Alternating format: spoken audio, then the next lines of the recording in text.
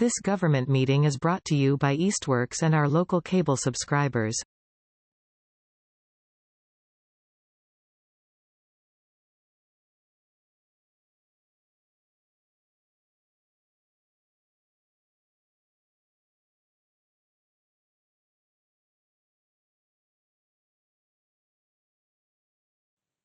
So quick update, we moved the Council on Aging Rec Center complex up on the schedule after public speak because we have Cindy from the Council on Aging Director here to join us to discuss the mayor's proposal and next steps for the potential work of putting a collaboration together to make sure their needs are being met for a new facility, and our needs are in that proposal, but also some of the things that we may not need are removed from the proposal to be able to provide services to the Council on Aging.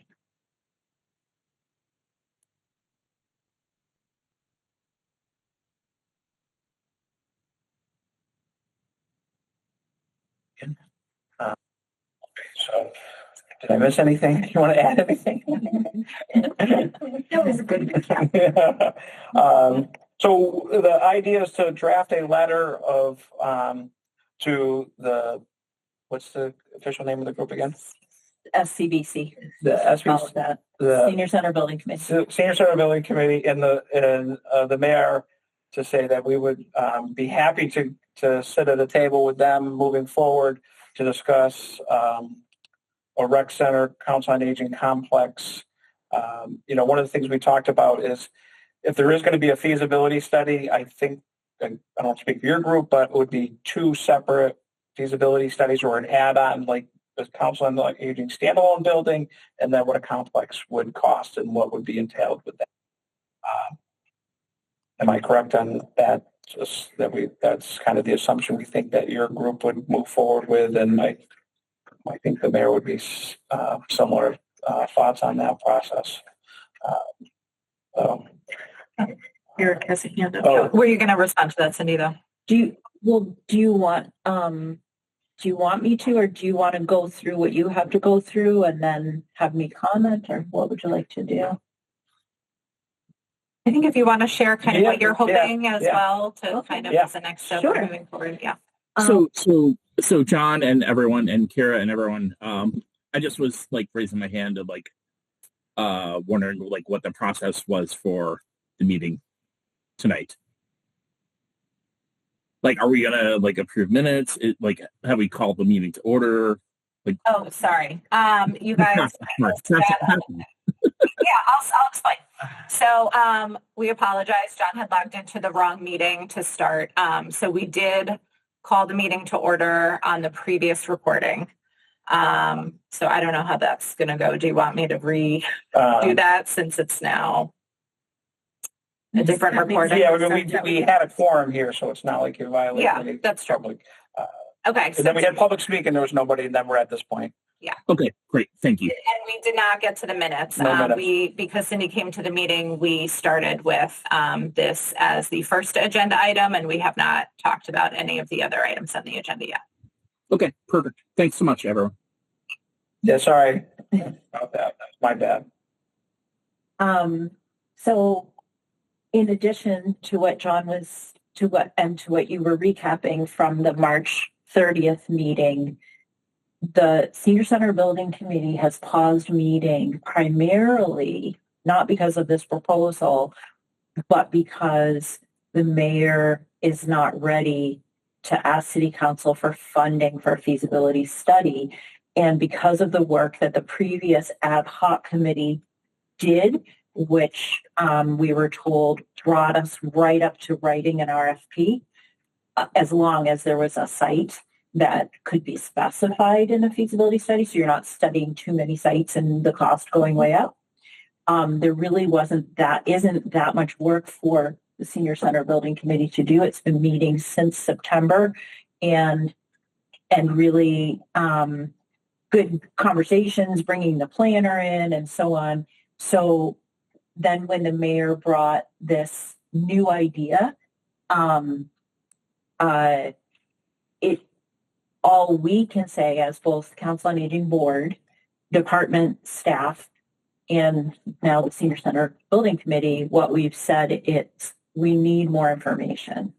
So we need more information about what exactly the square footage and design would be for a standalone senior center and for the complex.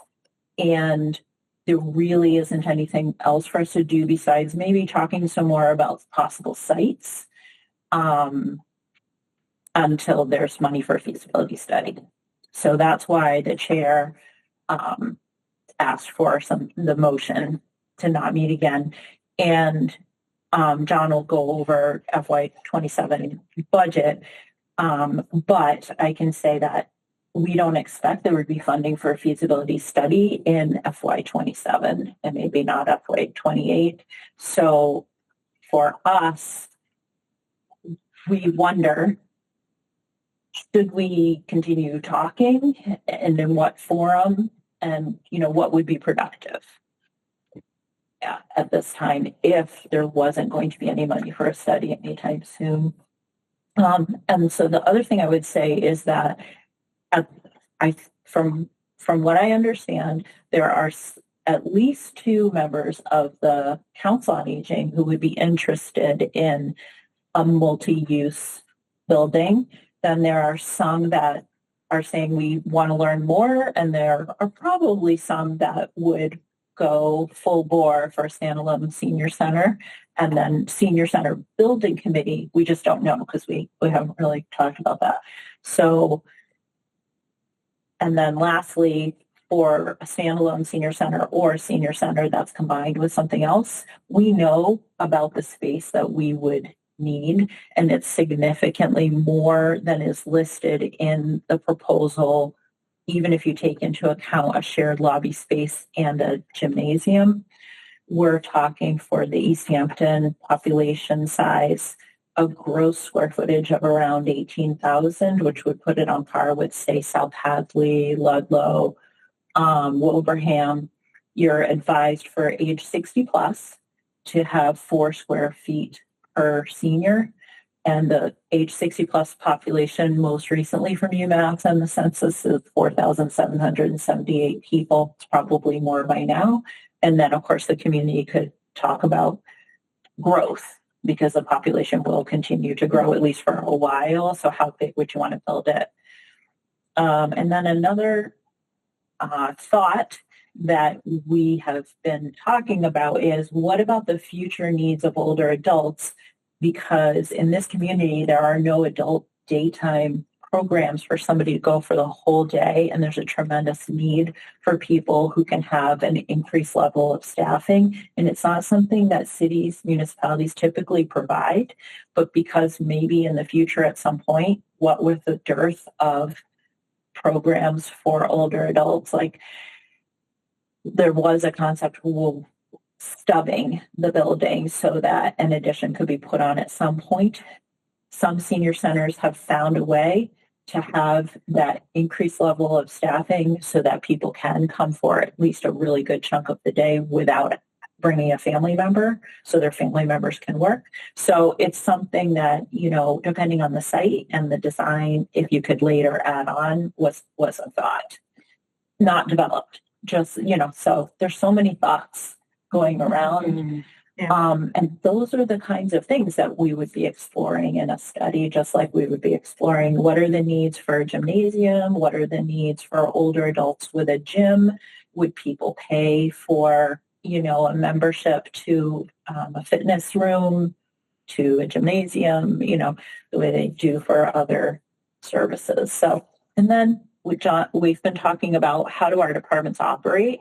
So your department operates differently in terms of running a building, very differently from the Council on Aging running, with its building. We don't actually run the building and pay for the facility. So what would that look like revenue-wise and expenditures-wise?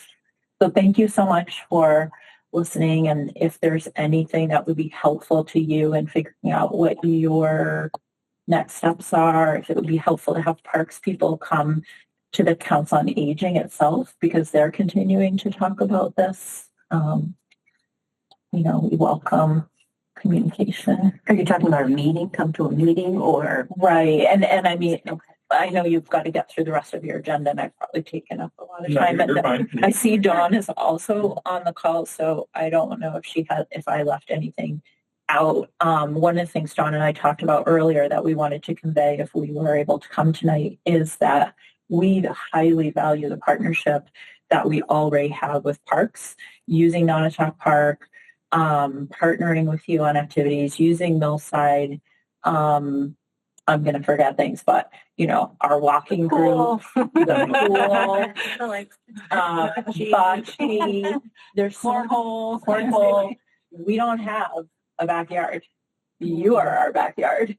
So, and the rail trail is our backyard, and you make it so easy to partner. So, that is just like, I don't know why that makes me emotional, but You're passionate. That's what I say. You're passionate about the work. Well, There's nothing because wrong with that. right, because yes, this is not a strictly urban community, but there are many, many people living here who don't have a backyard, who are older adults who really don't get to go many places, and their experience of their day, their week is transformed when they go and they have a generous volunteer giving their time to play bocce at the park or any of the other ways that we use the park. So it's super walking special. through the loop is really for some of the older people. Their Wednesday walk that they walk around.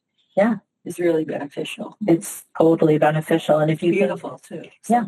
And if you think about where people were during the pandemic, where they weren't even going grocery shopping, people got so out of shape. They got completely isolated. And there are many people who are still coming in and saying, this is our first time coming back. So the park has been a big part of what we can offer.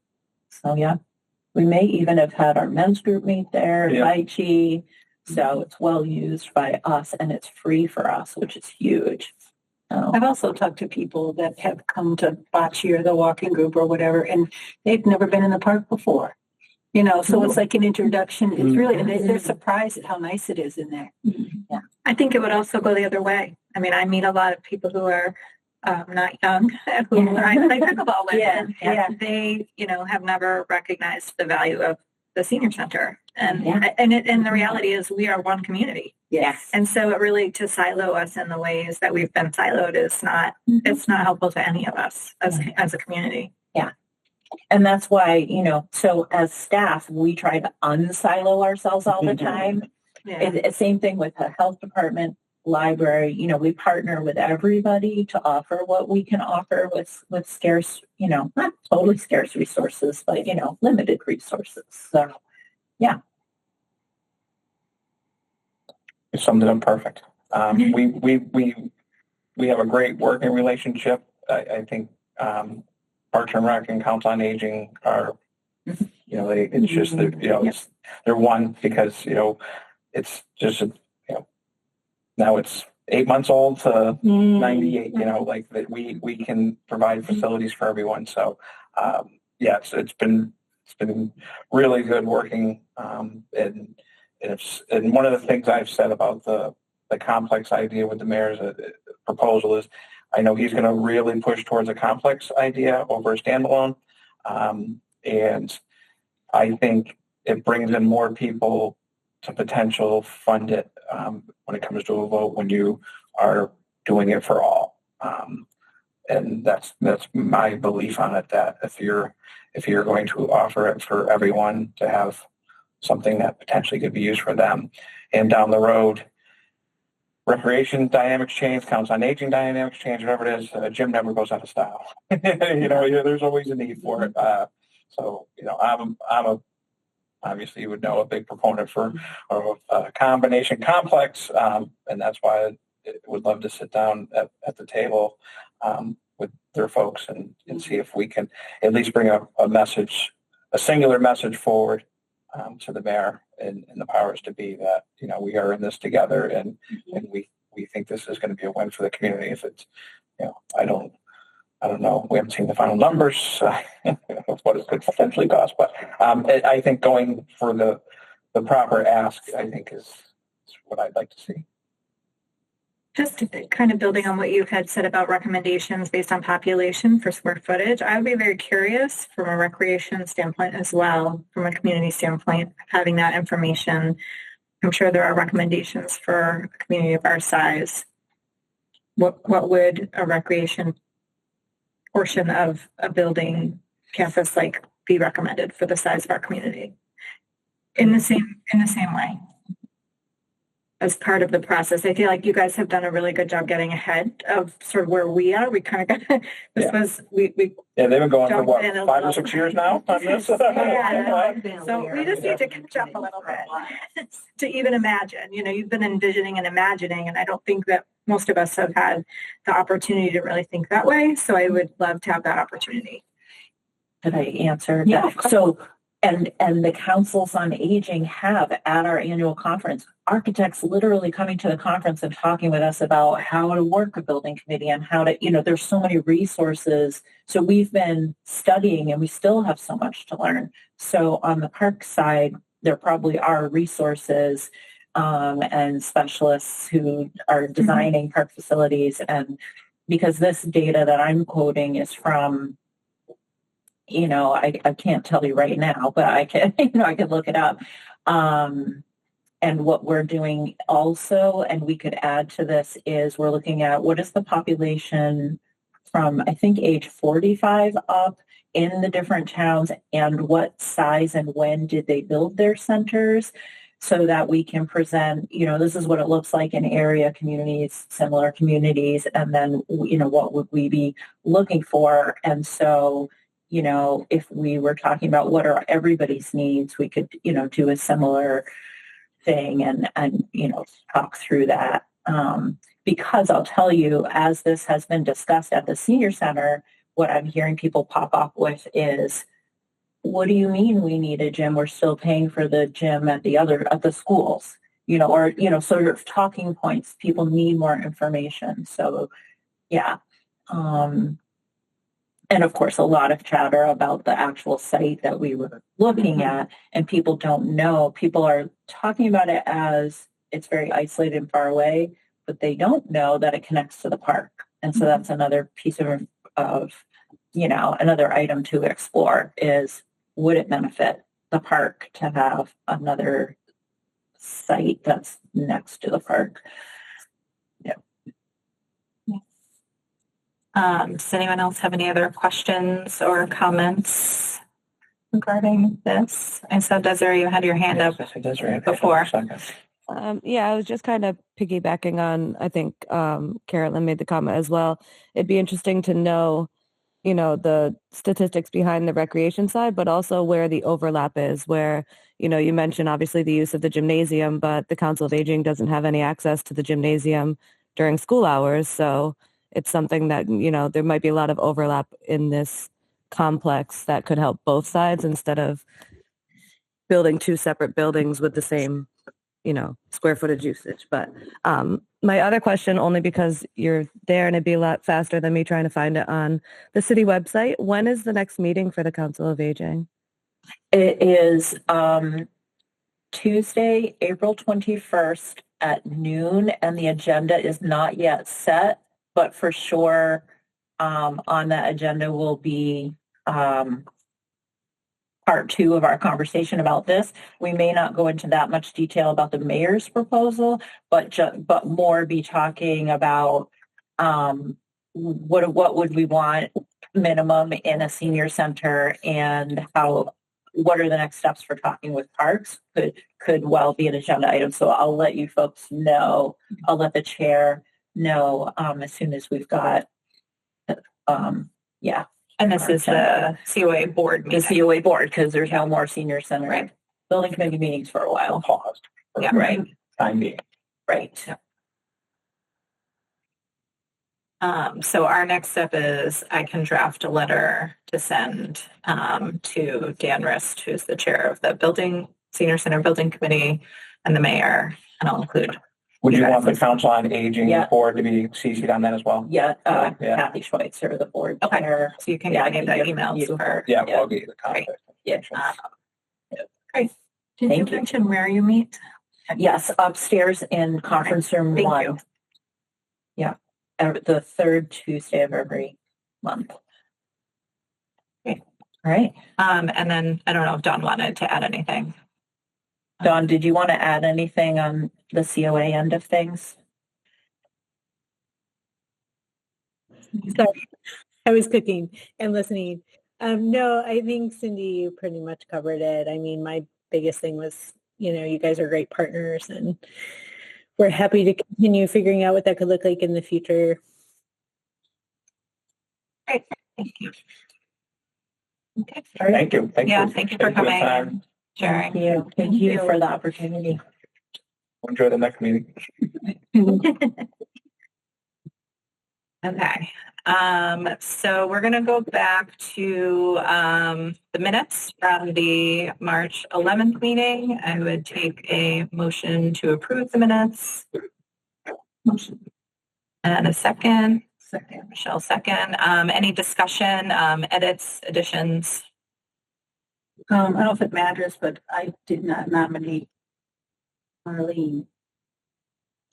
I believe I did. I think you did. Yeah. I would have, but I didn't. Yeah. Well, so there were a couple of times during the meeting that I just somehow got disconnected, so I wasn't And you were sure. virtual, so it was So I hard. think there was I don't- maybe one or Yeah. I don't have the minutes with me, but yeah, there may be some votes that were taken, and I didn't know who made the motion or who Yeah. seconded the motion. Yes.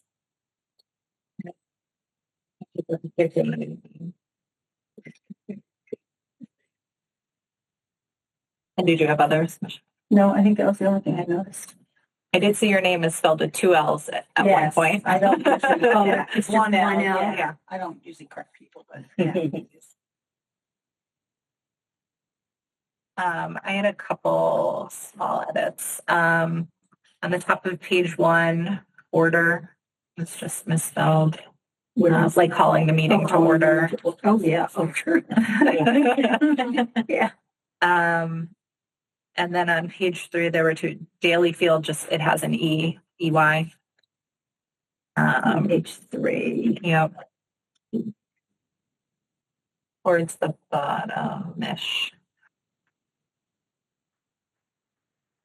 Under park program. I Under think it park was. facility, park programs.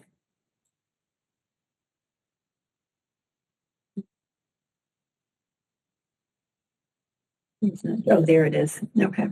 And then also on the bottom of page 3, under the toll booth where it starts to say original plan, I think that actually goes under maintenance building, the like 250,000. Yeah, the toll booth would not be 250,000. Okay. Yeah. So just that from there to the end, just move that up to the maintenance building Okay. discussion. Yeah. I mean, we were Just back and that forth about second. projects. Yeah. Yeah. Just that original plan was 250,000 to 275 under maintenance building. Let me just make sure.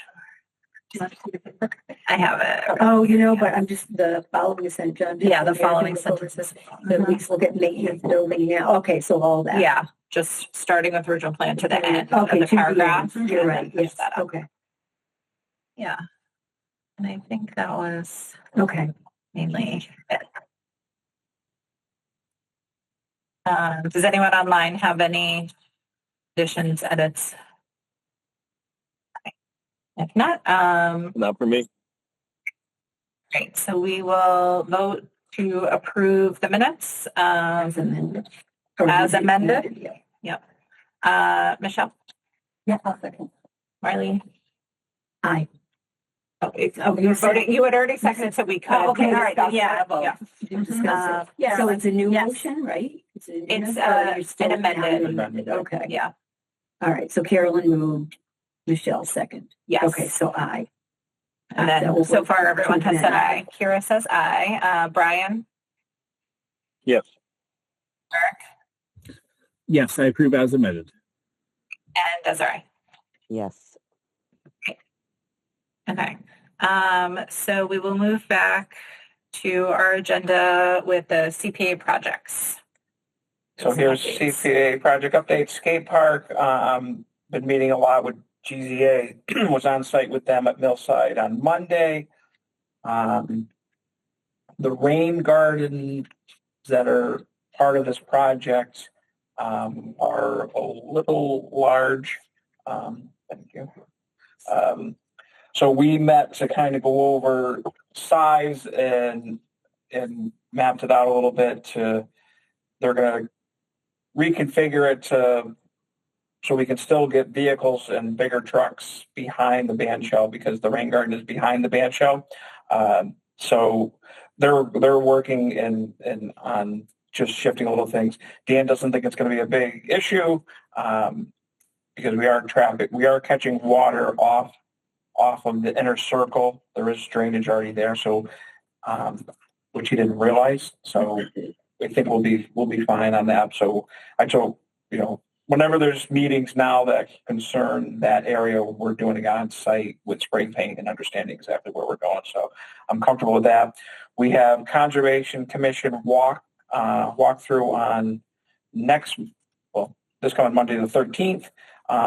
So that'll be GZA Conservation Commission making sure that they're okay with the plans and the Conservation Commission requirements are being met. So things are still moving along. So we should see something. We're in a good flow on that. Any questions on skate park? And is there 90% design? They have to wait till after the conservation because they might have to adjust some things. Because he didn't even really have it with him as it is presented. Dog park, they put in for another CPA request for $135,000 more to fund the project, and that would fund the project completely as Bill Cannon has estimated. Did you say 135? 135 is the request for CPA, which is the 16th at the next CPA meeting. So that'll be on their agenda for that. Questions on dog park? Okay, spray park. So I went to a session at the conference I was at, was it 2 weeks ago now? Very interesting, met a lot of other folks. It was good to be in a room with 100 people that deal with spray parks and construction and the vendors that they use. It was good. So I did a spray park tour, and then Pittsfield is actually building a new one. And they've already awarded the bid out. And the numbers that they received for a bid made me feel pretty comfortable about our numbers for our renovation. They're doing the water in, water out still. Ours is, conserving water. And so there is an added cost to our spray park, but based on what they are getting and what they paid for, I think we're still in comfortable numbers. So it was really reassuring. So I met with a vendor 2 weeks ago, but they're the ones that deal with Pittsfield, so I'm going to meet with them again in the next couple of weeks. We can take an iPad and design our own spray park with their software that they have and what kind of features we want and kind of play around with it. So I'll be working with them, and then when we go out to bid, they would be one of the people that would probably bid on it because they're going to be working with us. But it'll still be an open bid process. But it's been good to get feedback regarding styles, surfacing, things like that with many of the colleagues in the area that I deal with. So. Who was it you met with about going to see a spray park? Jim McGrath, the guy's name, it's in Pittsfield. Yeah. Oh, okay. Yeah. I can talk about his facilities later. And that's still expected that at the end of the season we would be ready for. Yeah. So this one has much longer time frame. So I still would like to have construction, at least the demolition part of removal, and get it down to where it's ready to be worked on in March, April, May of next year. To give a little timing of what they're doing, they're starting brand new. they haven't put a shovel in the ground, and they will be ready for June 30th. So it's Wow. yeah. Moves fast. Yeah, it'll move fast, and especially we have the infrastructure. It'll go much faster for our facility to have it done. So I don't see a timing issue of construction phase of this. So that was one of my first questions was like, I don't see a shovel in the ground. When September, he goes, oh no, it's got to be done by June 30th. So, and he says the equipment's already scheduled. It's already on trucks, and they'll be mobilizing soon. I will go back out there again when they're mid-project to kind of see how it's looking and how it's shaking out. Historical designation. So this will fall, it's not CPA, but it could be CPA at some point. As I met with folks that are interested in the Main Street Cemetery and refurbishing the cemetery stones, monuments, they've done an audit. There's 60 that are broke.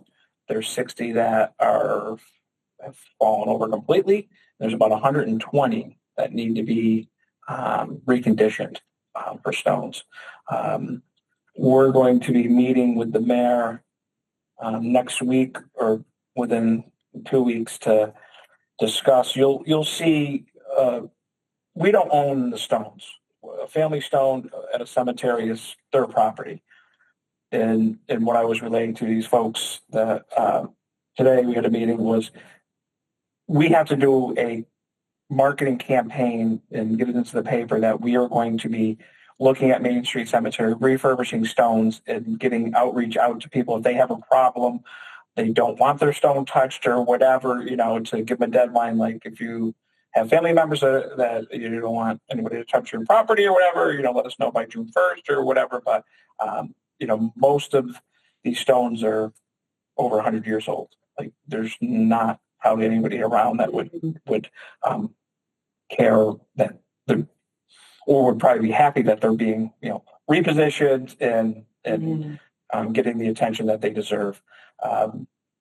It's going to be a fundraising effort. They're going to raise all the money. They're going to do the volunteers. They're going to do it on Saturdays, the work. Who's fundraising for this?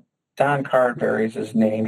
I don't have just like a community member. Yeah, community member. I don't have his full. He's supposed to give me the full details of the plan so we can review it. Because I told him there's a lot of, if they're bringing volunteers in, especially when you're dealing with heavy marble, things like that, waivers for injury. There's a lot of details that have to be. It's not just we really appreciate the effort, but we have to make sure the city's covered and we're all on the same page on when we're doing stuff like this. So they want to get it done by the fall to have this completed, and they think they can move pretty quickly on it. So we're gonna meet with the mayor and kind of get our ducks in a row, and then you'll see it publicized that there's going to be an effort to restore Main Street Cemetery gravestones and so they want the work to be done by the fall or fundraising? They want everything to be done by the fall. They're a pretty aggressive group. Yeah.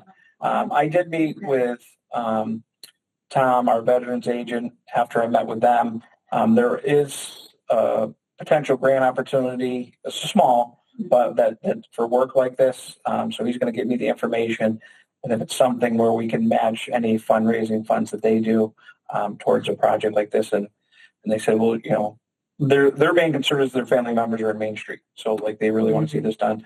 But they said after this, we can look at East Street or Brookside. There's interest to keep moving forward on that other than just the Main Street Cemetery. So I would just want, because that happened, this all has been a whirlwind that came up quick. So I wanted to let everybody know that that's part of what we're talking about. So the city side is just ensuring that everything's done. Yeah, they want to know. It's not city money. It's not city money. They're doing it on Saturdays. Actually, my cemetery foreman was there for the meeting. He's planning on going over on Saturdays to volunteer to help with this project because it's important to him as well. He takes a lot of pride in his work. Great. And as far as Brookside, nothing new on the Brookside historical. Budget. Okay, budget. So sorry for being kind of in the clouds earlier. I had a meeting, actually all leadership had a meeting just before this meeting. the city's in a $3.8 million deficit.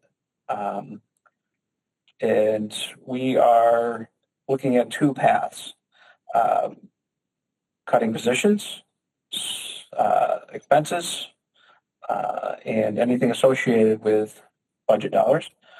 Or, and the mayor's upstairs presenting this tonight to City Council, to start looking at an override, which would happen in the November election vote during all elections.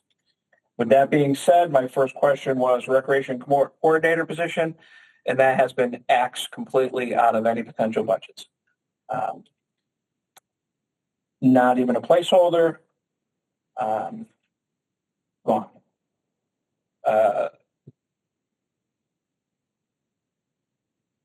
The thought process and what I still would like to do for this position is to still try to get it on the city pay plan. And that way, if the override happens, or if there's funding available, or things change, revenue streams, whatever it may be, that we're still in place to move. We are not on, and I met with HR. This is all I did today, was meet people everywhere. And Emily has not heard anything regarding that position getting any more movement. You know, it's been stalled. So we are going to continue to work to get it on the pay plan, and whether it's, and we understand at this point it's not going to be funded. Which part of the process is it in right now?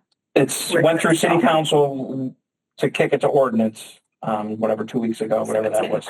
It's in ordinance. They were supposed to meet Monday night.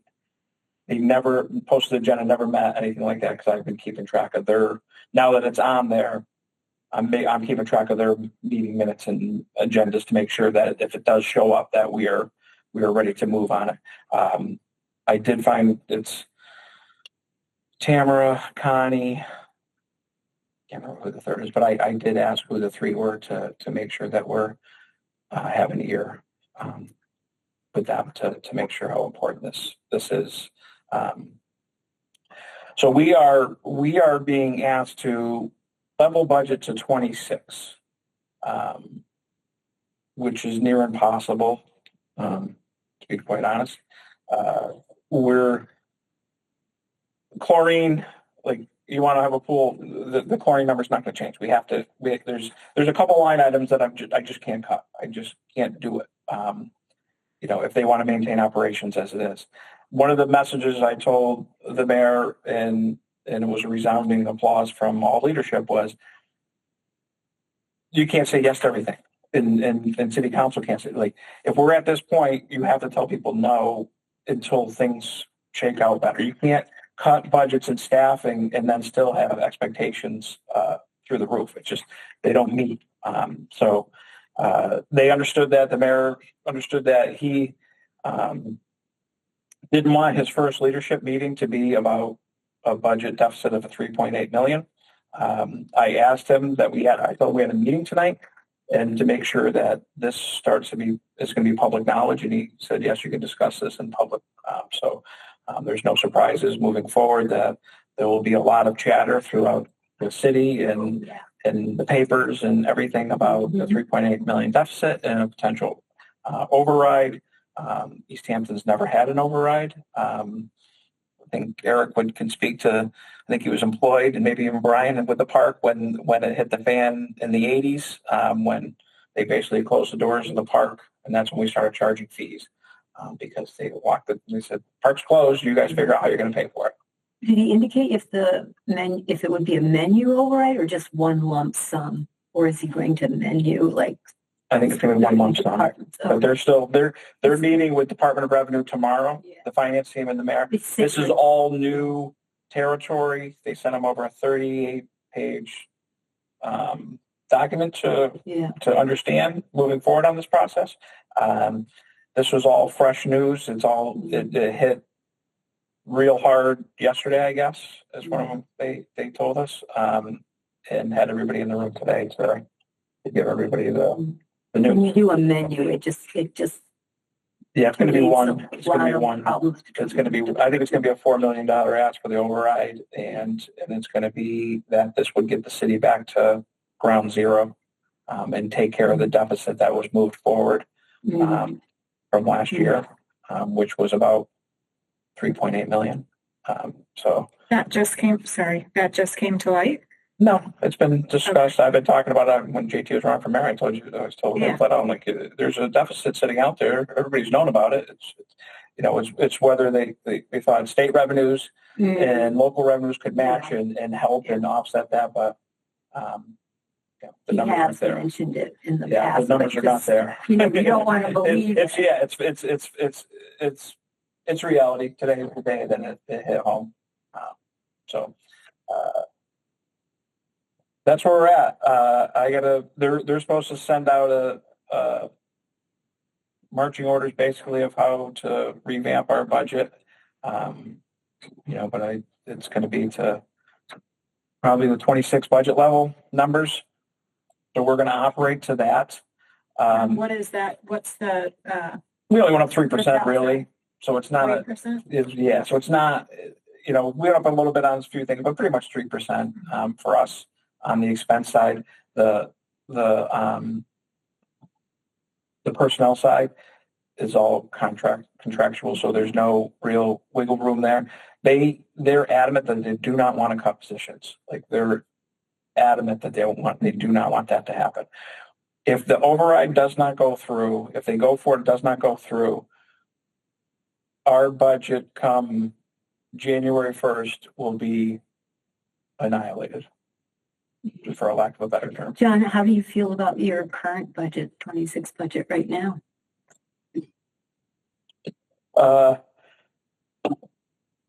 It's going to be a battle. It's. I mean, you think you're going to get through? Yeah, we always get through. Okay. But like you'll see like Flurry Lumber and Oversham, like we're trying to do so much to beautification of the park, of like redoing all our signs. That costs a lot of money for all new signs, redoing the whole thing, not just painting them anymore, all new wood, all new letters and stuff. We've had a nice donor who has supplied us with many of those letters and numbers. Thank you, Brian, who's contributed to help offset some of those costs. But it's still, nothing's cheap anymore. So for us to keep trying to maintain the level of services and the beautification and everything, it's tough because I don't like seeing things in disrepair, and I don't like seeing, so we'll battle, and it could come to, starting some of our most of my seasonal people are back. George is not back yet, and Brian, my weekend guy, is not back yet. Maybe if we push them out a couple weeks here and there, it frees up some money that we could use to offset some of our expenses to finish out the year. I was thinking, and I may be wrong, that at the end of the previous budget season, you requested some additional funds. Was it for chemicals for the pool or something? We've never gone to city council. We've never gone to city council for additional funds. The only thing we asked for this, on this budget, I asked for more funding for chemicals for the pool. Okay, maybe that's it was an ask for this year coming up. Okay. Based on what we spent last year, because that is a lot more cost. Yeah. So that's a doom and gloom. If anybody has any comments or questions more about where we're at. not easy. I think just put a pin in the fact that not only is it level services, but we have additional facilities coming online. So to be asked to support. That's a good point. Here's my things I said to them: skate park, dog park, and expectations. Yeah. They're all there. Like, just because we're going to have less funding and staffing, expectations are still out there, and people are still going to want more out of our department and services. It's going to have to be a message from the mayor, city council, everyone. Like, and we are. It sounds like we're going to be a collective group, moving to help a clear message forward from all department heads and everyone. It sounds like city council is on board, or at least initially, for an override.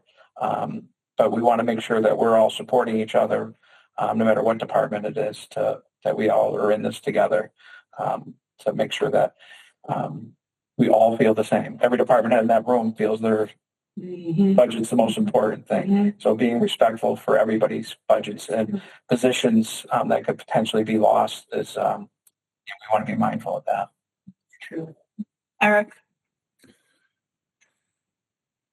But once again, skate park, dog park, and the folks who work for our department still don't have a safe place to operate out of. That's all. It's just very frustrating. It's later on the agenda. Yeah, hopefully get some good news on that part. Understood, but just yeah, it is. I mean, to be honest, it was a gut punch today. It really was. Yeah, that's all. That's all. Okay. Park programs? So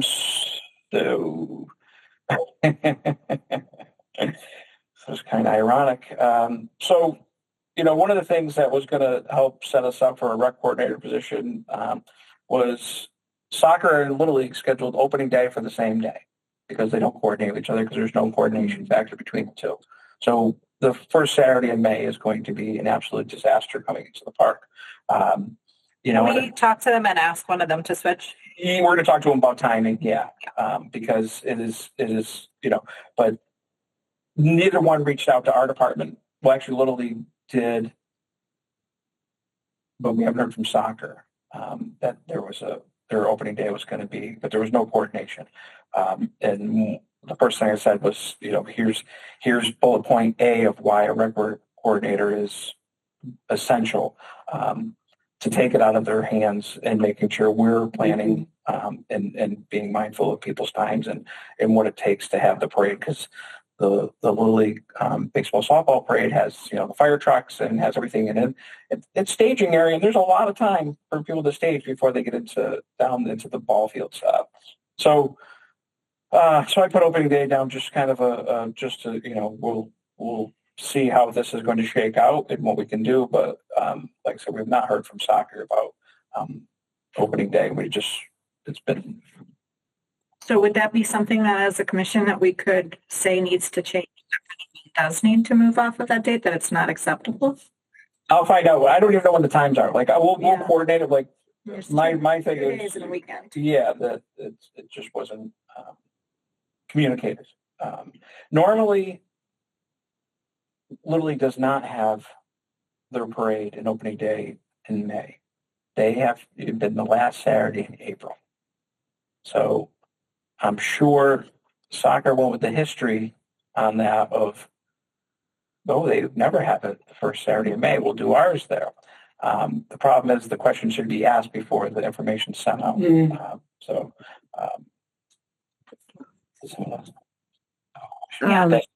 Our obviously schedules haven't come out for soccer. My kid plays. Our first game is the same as it's always been. The Saturday of April vacation, April 25th, is our opening day. Yeah, I think they were talking about their opening day celebration. I know there's something else going on, but the actual opening day for soccer has not changed. This year. Yeah, I think they're trying. They're what I'm hearing is they're trying to do like a opening day celebration kind of thing with the picture day and everything on that. But we'll find out more. Sam was trying to reach out to them to see exactly. Did you say May? May, the first Saturday in May. Yeah.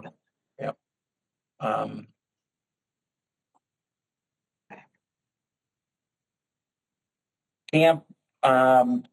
School ends on a Monday this year, which really makes it tough. We're going to start. I met with Andy's coming back as our camp director. Met with him. We are going to do a 3-day camp the first week to help accommodate parents' needs. And then the following week is July 4th week, which should be a 4-day camp. But we're going to kind of start off with a couple of shorter weeks. But we thought it was important to make sure we're providing those services to families to have camp open. It basically gives us, they get out of school on the 22nd. They'll do a training on the 22nd. They're going to do training on Juneteenth as well because they have that Friday before off. And the kids can have one day off for school vacation that work for us, and then they start the next day. So that's where we're at with that. We're good on trips. We're good on events. Staffing, I think we have 15 returning, and we have a stack full. I looked through it today just to see where we're at with positions, and we have a stack full of people interested in the positions of camp counselor. A lot of people interested in healthcare coordinator as well. So we're very good on the camp staffing side. I take care of the registration and website stuff. I will start that next week. So we're ready to launch that first, I think it's the first Monday in May, that camp registration goes live. So we're in good shape there. Parks in the Park donation letters went out Monday. I met with Greenfield Bank. They're coming into the community. And I gave them our kind of wish list of things we'd like to see them support. Arts in the Park, Harvest Fest, to offset some of the costs for the inflatables and things like that, and then Rag Shack. So I asked for $500 for each of these events. For the 3 events, $1,500 for this year from them, and they seemed very happy to be able to do that for us. So they want to make a presence in the community. We're supposed to, I think they're doing the opening in May, mid-May or early May for the bank, and we were invited over to the ribbon cutting and the welcoming thing for that. So have another banks, Easthampton, Florence, all the banks have been very good to us for the year. So you talking about the Greenfield Bank? Greenfield Bank is the newest one in, and they really want to be a supportive of our department and programs. Pool, we only have one returning person so far from the pool. We're doing more outreach. We have the high school career fair on April 16th. We are also going to be doing year-end bonuses for lifeguards to help attract lifeguards. And once again, we pay for lifeguard classes or recertification. I was in Pittsfield yesterday. They've had their lifeguard position posted for a month. They've had 0 applicants. Last year, they had 0 applicants and had no lifeguards for their facilities. And it's and even at the conference, it's back to being survival of the fittest. So we have to be financially strong with our offers to lure folks to us away from other folks, basically, as much as that's what the state did to us. Now it's our turn to kind of do it, to come back at it. So what did you say is on April 16th? High school career fair. So we're going over to the high school, setting up a table. HR gave me a bunch of stuff, applications and all kinds of material to put out for it. And then we'll have we'll have the lifeguard training classes available. So when they are, how much they cost, talking about the reimbursement program and all that stuff. So we're and HR is help pushing this as well. So we're really pushing hard for like, it is early for hiring. We've always kind of like mull along here and then get to June and be all right. But we want to make sure we're putting a strong effort in for that. What's the age for lifeguard? You need to be for a lifeguard. 16. Yeah. Oh, I thought it was 18. No, 16. We used to have a really strong swim program here, so we had a lot of lifeguards. Now that isn't the case. Yeah. Maybe we can put a advertisement at Williston. Yeah, so I was going to talk to JT about that because we got one from Williston a couple of years ago. Holyoke Y also and the Northampton Y. Yeah, I talk to Northampton all the time. Jim over there, so he helps us out a lot. I think for programs for now. Unless I'm missing something. Mountain View. Oh yeah. When is that again? I haven't seen anything from that for an email. Oh, I just said, you guys are all set. Oh, They're okay. gonna show up. Oh, okay. I thought we were. Yeah, we were you getting don't ready. need to do anything. They're Okay. ready for you. Okay. What We'll is stay it down about there again? Mountain View? I'm gonna look it up. It's the Mountain View School. The PTO does like a spring fling. And so like in the parking lot at the school, there's different vendors and Mhm. tables out. And so We're gonna have park passes available, camp information. Okay. Like we're gonna have a table out there with Yeah. with all things park and rec. so you can sign up to get your park stickers. Yeah. So you won't have to wait in line the first day that you go through. It is Friday, May 8th at 5:30 to 7:30.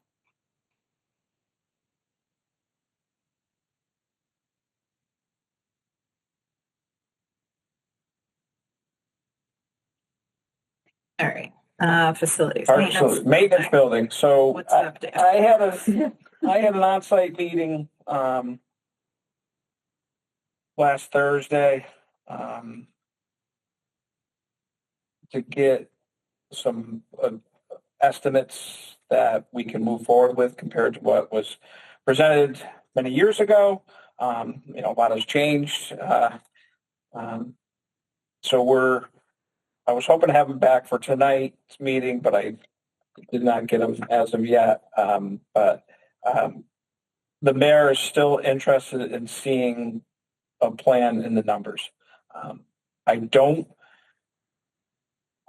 don't think this override, and maybe I'm optimistic, and usually I'm not. So this I don't think the one will have to do anything with the other. I think he's been saying it in public a lot that he really wants to make sure this maintenance building gets built, that's supporting staff.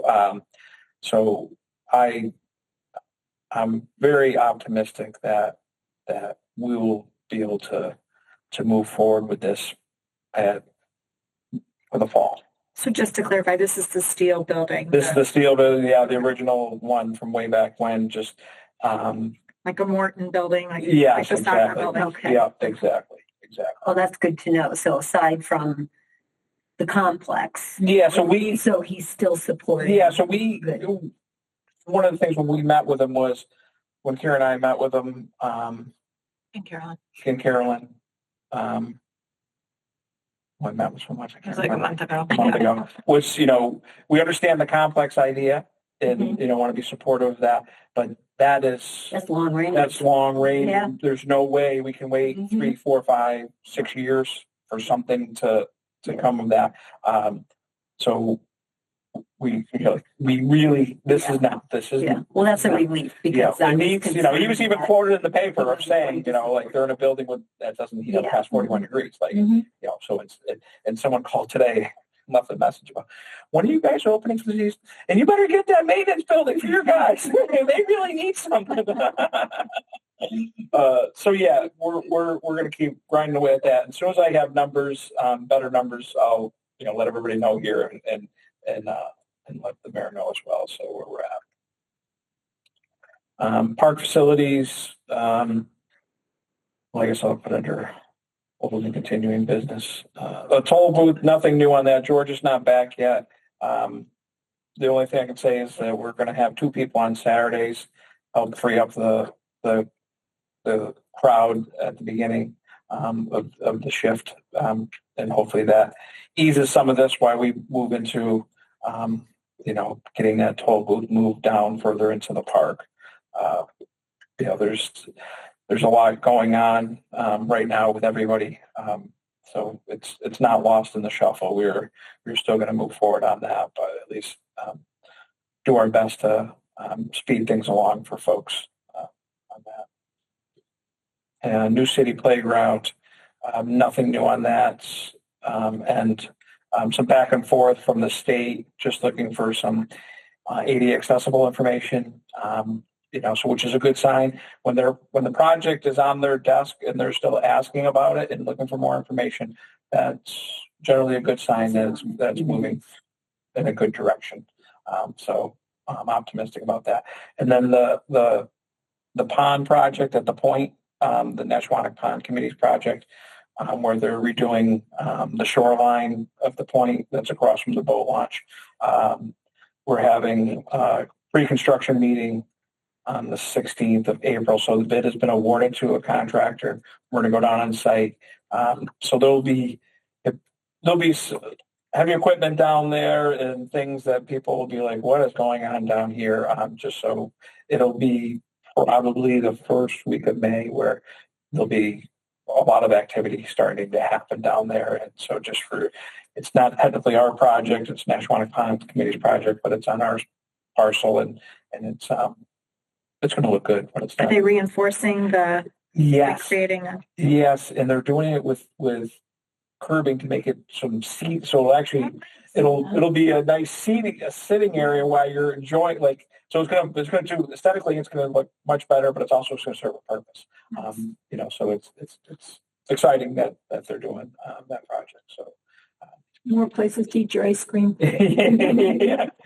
And when I was down there, I was surprised there was only one beer bottle down there, and there wasn't a bunch of bonfires already started. So it was good to see. It was good winter down there. Oh, that's at National Water Pond, you're saying? Yep. Of course, yeah. Oh, I realize that. park programming thing was the FIFA event and grant. Some of you might have heard about that the mayor received $100,000 grant that will be hosting all the soccer games that are being played at Foxborough will be played live at Millside Park.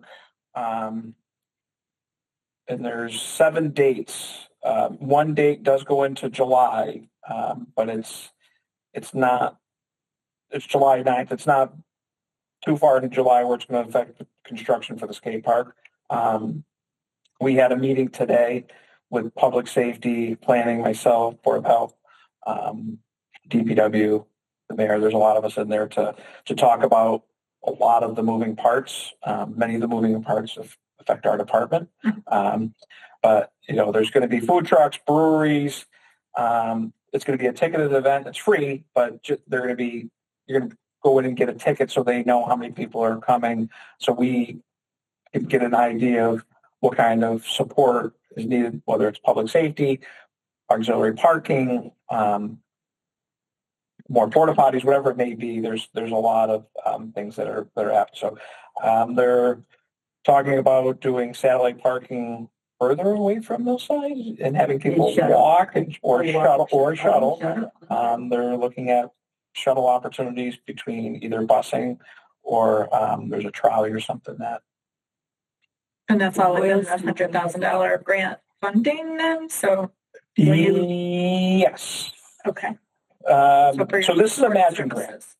This is a matching grant, and the mayor is seeking donors, but also has a major sponsor that provides this type of equipment and sound systems and screens at major Live Nation events. Like this is your Central Park, like this is their office is right here in Easthampton. Yeah, so exactly. So they're going to be providing all those types of things. The first event is June 13th. It's a Saturday. It's at 9:00 at night. Which is right. At Millside? At Millside. So there's a lot of I don't want to say concerns, but there's a lot of thoughts that need to be worked out for that event. One of them is 10:00 is when Millside is supposed to shut down. So we might have to amend our shutdown time to an hour later for a one-time use. Other than that, they're generally at 6:00 or 4:30. Generally at that time frame. There's 2 at 6. 2 at 4:30, 1 at 4, and 1 at 3. So that's the first one is a Saturday, and it's a late one. So the mayor's reaching back out to see whether it's better to maybe try to limit the number of folks the first one for that event. There's not 3,000 capacity at Millside. I wouldn't have thought that many people. Wow. That's crammed in, especially when you have food trucks and Wow. breweries. That's a lot. And what is the FIFA grant? What is that stand? And so that's for the World Cup. Well, that's what I saw. Yeah, this is I for the thought soccer. that's all I could think was soccer. Yeah, so this is a watch party. So it's just, okay. I Just got a watch it, party. watch party. I Yeah. didn't catch So that. the governor put a mass tourism grant out available for Watch all these communities. I think there's 13 Okay. communities that got it. And Easthampton was selected for 100,000.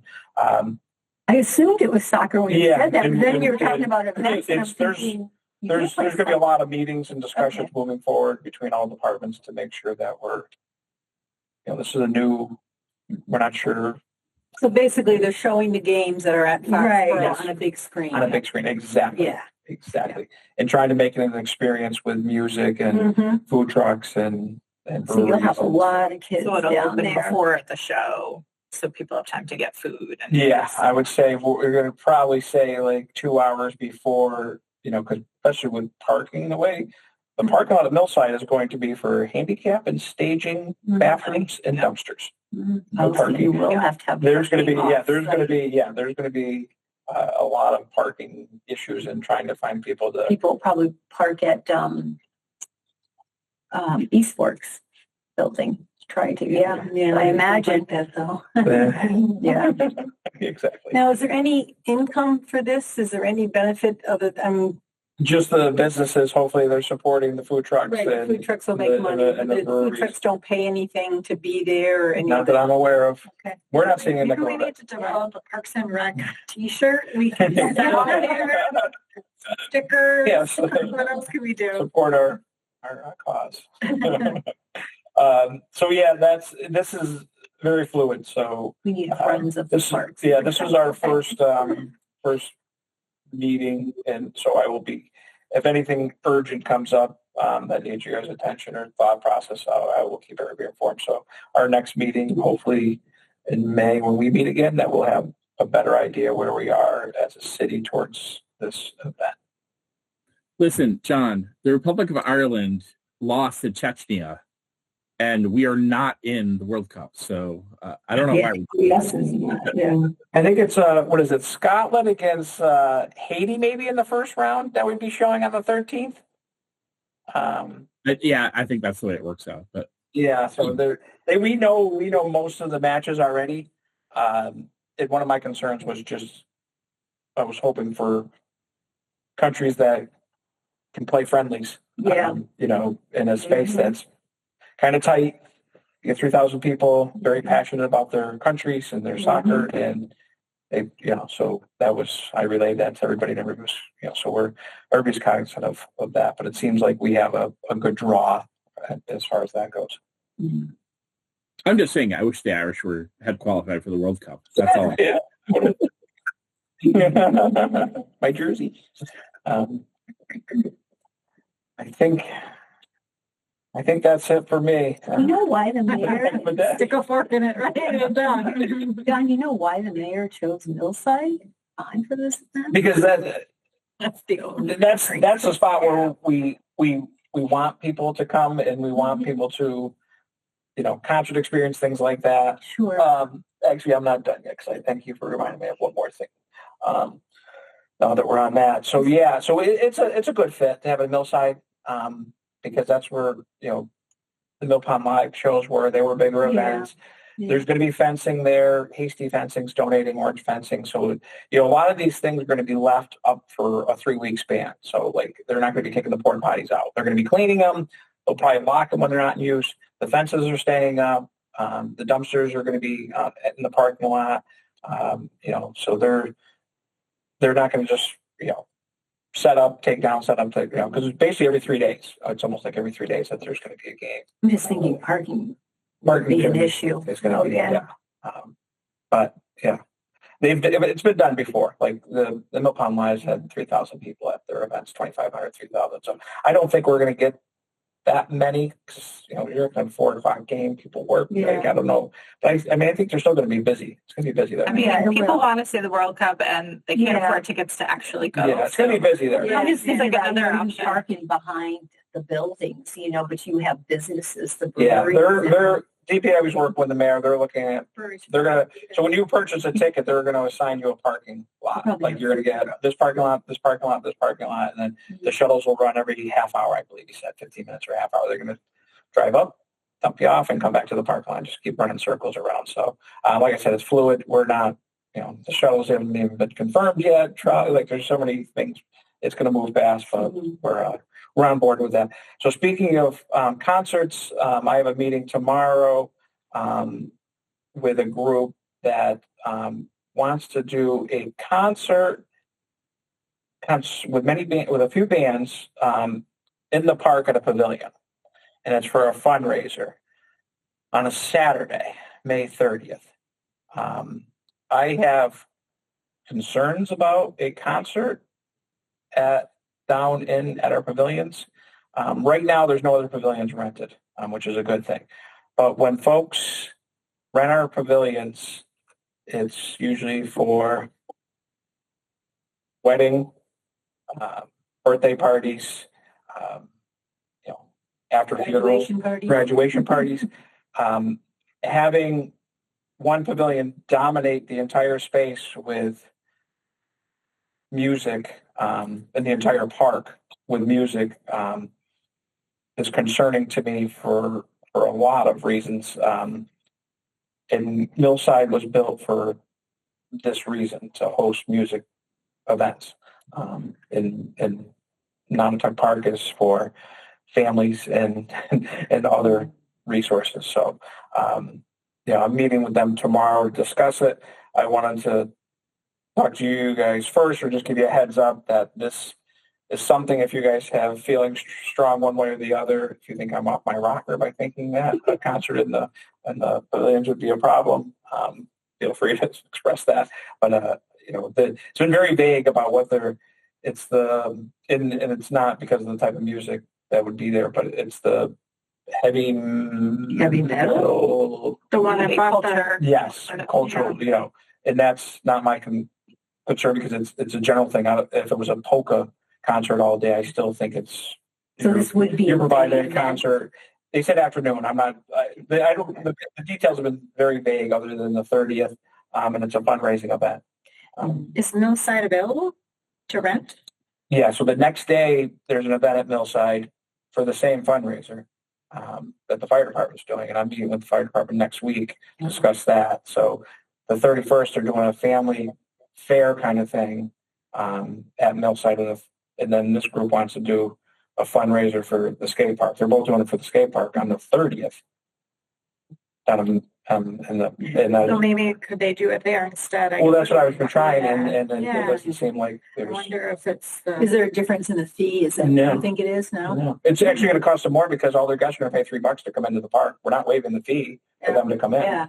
There's going to be a person at the gate. So, that's the things I'm going to talk with Tom about tomorrow. Is like, you understand, like, you want to run a fundraiser, but we're going to charge you every car's paying $3. That's fine. Yeah. You're still paying for the pavilion, and there's still, I just know when I've rented a pavilion in the park, if there was loud music in another pavilion, that would have, I feel like that would have disrupted exactly what we were, like just our What your intent family. was. Yeah. Yeah, and that's why I think it's not this. I think it needs to be a broader, like, for all, if you want to have, this is not the facility for it. Like, we have Daily Field for our shows, for the Arts in the Park concert for this year. We're going to be up there. And I think that is, at least it's going to bother some neighbors that live right next to it. But that's 6 to 7:30. When it's it's. Yeah. You ever get complaints from people who've rented the pavilions about another pavilion, like with a big Oh, yeah. boom box or Oh, whatever? Yeah. We Okay, get that a lot. We get All that right. a lot. And that's where my concerns are. Is people pay a lot of money to rent a pavilion. They pay to get into the park for their pavilion, and then if one pavilion or group overtakes the entire park for them, and the only thing I can say is there's no other pavilion rented that day, which is a good thing. So Everyone's just been talking. Go ahead, Eric. yeah. Oh yeah, no, thank you. I just want to say, like I've played in a wedding band that played at Pavilion 3. So like I think it's okay, like if like there's live music in pavilions, as long as like you kind of suss it out and make sure it's not too loud.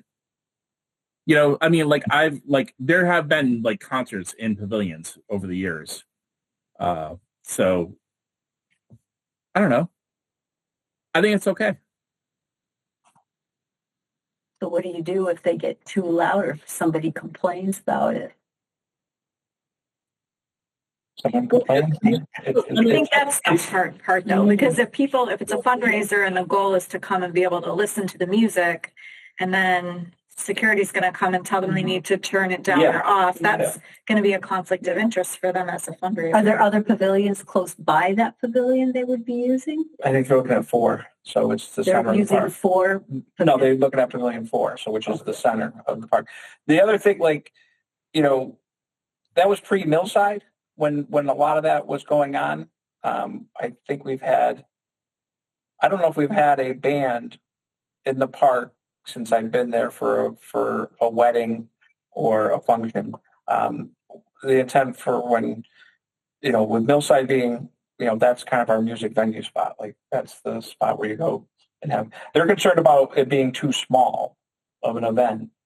Have it at Millside, that it would look just, so I like I said, They're saying Millside would be too small, so they want to have it. No, their event is going to be too small, and it would look too sparse at Millside. Oh, but like I said, this has only been, an oversight from 10,000 feet on an email of what they're actually looking to do. I don't think they really have an official plan. So that's what I'm like, we're not doing this over email. Let's meet, write everything down, what you guys want, what your expectations are, and where we're going with this. So it sounds like you need more details. Yeah, definitely need more I details. was just going to say that. When is it? They want to do it May 30th. May 30th. So we'll be meeting before. No, but they're going to want to start advertising stuff like that. that. It's going to be tomorrow's going to be hashing out to where it's going to be and what they're going to. But like I said, the only saving grace is that there's no other pavilions that are going on that day. And if we want to run it as, if they really want to be down at the park and they run it and we look at it and say, we had complaint here, there, everywhere, then we put a policy in like, these types of events are up at Millside or on Daly Field. If you need more details from that group. I think whatever you decide is the right thing. I just want to give you guys a heads up. This is something that I'm fearful that I don't want the pavilions to become a concert venue spot. Like that's not the intent of what pavilions are for. They're for, I would think it would be important for them to know that if there are complaints that they'll be asked to stop it, which it puts everybody in a tough spot. Sort of challenging for them. Yeah. Or if someone else rents the pavilion nearby. But there'd be a lot of sporting events going on that day. It's later. I'm not sure even the timing. This is in the afternoon, so I'm not even sure what time they're thinking, what time they're ending, or anything. It's all very vague. The 30th, and usually one of the pavilions. Then you were just saying that you really aren't comfortable with having bands play at the park, but then wouldn't this be setting precedent? But then you could review it and just say, it didn't really work out, or like, it's early enough in the season. Like if this was in the 3rd week of June and they try to do something like that, I mean, we'd get crucified. Like graduation parties and other events. Like if there was one pavilion just blasting and taking over the entire park, I think we would be in for a lot of complaints, and social media would really be putting a bury us. I trust. Yeah, I just want to let you guys know that there's something on the horizon, because I don't like surprise parties. No, I know. Of course, especially today. Okay. Does anyone else have any old continuing business items they want to bring up? I just have a quick question for John. If I was there, I would ask him after this was done. But have you been notified that there's programs trying to get in on this Sunday, to do some spring setup, or no? No, the gates are closed on Sunday this week, not Saturday, but no one's notified us about Sunday. Okay, thank you. Do you have soft opening information for When did Nantucket Park. When's the official gate opening? The official gate opening is the 27th. We are open every Monday, Wednesday, Friday, every Saturday starting this Saturday. We're not open on Sunday. Then the 19th we're open, and then So the 26th. maybe we could share the map that you, The schedule. calendar. Thank you. The calendar that you had shared. I did post that with pickleball, and I was down at pickleball before I came here. Yeah. They have check marks for each day that it's open. Gates will be open. Yeah. And then they have a triple check mark for the official day it's open. Yes, they're very excited. Yeah. It was funny. She's ready to start too. Yeah. And Bocce's is getting a fresh paint job, and, Oh, and yeah, Ted's been over there touching up the signs and We're all. gonna take a walk over around there to so. check it out. Yeah, Ted's been, that's part of his project. With Awesome. Bocce, so. John, did you get, so there was a note to me that there are some bubbles in the. I went down. That's why I went down there. Okay. So, and I got to thank Barbara for that, because when I opened her file, I had to go up to IT for 2 hours with my computer. So that's why I didn't respond back to her. Okay. But I did go down on site today to look at it. I couldn't see where it's shown, but I certainly wasn't going to open up her file again. No. as soon as I'm like, oh my God, it shut off. IT, I'm like, oh, sorry, I opened something. Yes. Yeah. So that was Monday. Yeah. I'm right sure I'm not following with your. The paint on the new courts, the paint. Was there are bubbling, some she said, bubbles. but I couldn't see it so well. At some point, I'll catch her. Yeah, We go down and take a look where it was. Whatever. Pickleball courts? On the pickleball courts, yeah, because we'll notify the paying contractor. But I could not see any. I physically couldn't see any. Okay. Yes, but You know what they're there. yeah. Oh, I believe it. I just I don't know if it's because it's been dry the last whatever. So whatever. We'll we can meet and talk about it. But yeah, I did get that. And John, I'm sorry to ask you to repeat the soft opening. When? we've already opened. We've already opened Monday, Wednesday, Friday. Monday, Wednesday. Yeah, Monday, Wednesday, Friday. We opened during our soft open. We opened the gates at noon. Okay. The brown gates, but the park is generally open. I can send this to you if you have a text message or And whatever. then every Saturday, starting this Saturday, it opens at 9. And Or we're you can text them to me too. down security person as of today. And I'm a security person. Yeah, that's. How many? I do you have mean, he's altogether? working. He's just not. He's not able to work right now.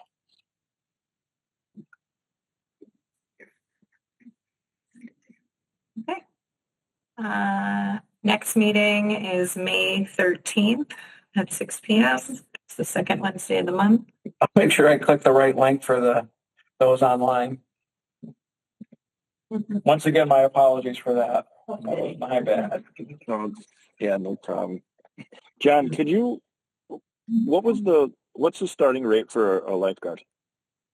We posted, I think it's $17.50 to $19.50. With manager, I think it's like 19 to 21, something like that.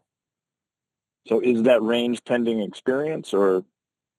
Yeah, we try to start people off in the middle of that range, because usually they're coming in with experience. We are in the upper third of what we pay compared to everybody else in Pioneer Valley. Got it. Okay, thank you. I had some people in mind, and I'll push it out to them. I don't know about any of your bonuses. Okay, so we will end at 7:30 p.m. Motion to adjourn. Thank you. Eric informed us we don't need to. motion to adjourn. You can just, Oh, really? yeah, but Kira says. That's what Eric said. He did a big review of. Oh, my Yeah. experience, there has to be a motion. That's true. It's absolutely true. The chair can end the meeting. Yeah. Because if, We're just going to look at Kara and see. all right, thank you. Thank you. This government meeting is brought to you by Eastworks and our local cable subscribers.